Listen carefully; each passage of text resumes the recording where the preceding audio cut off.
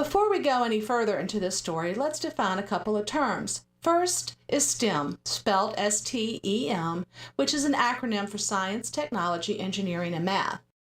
The next acronym is PYG, and that stands for Play Your Games. Now to the story.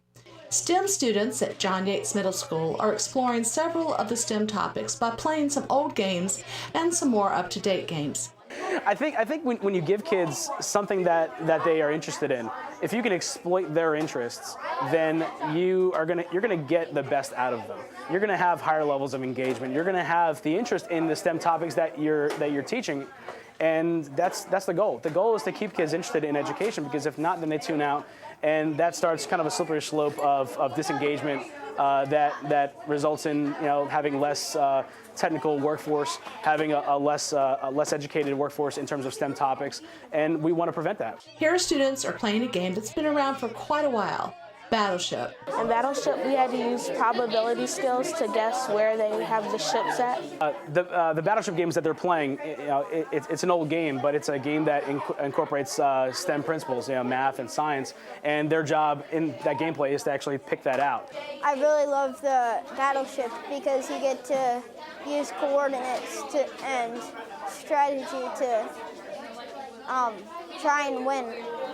I learned about the coordinates, the coordinate plane, and how to say it, X and Y axis, and how to use it to my advantage.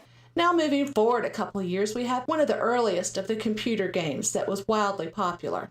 We have a group that's working on old school Nintendo, and they're going through a scientific methodology to understand problem solving, better address how they solve problems, and also how success and failure factors into gameplay.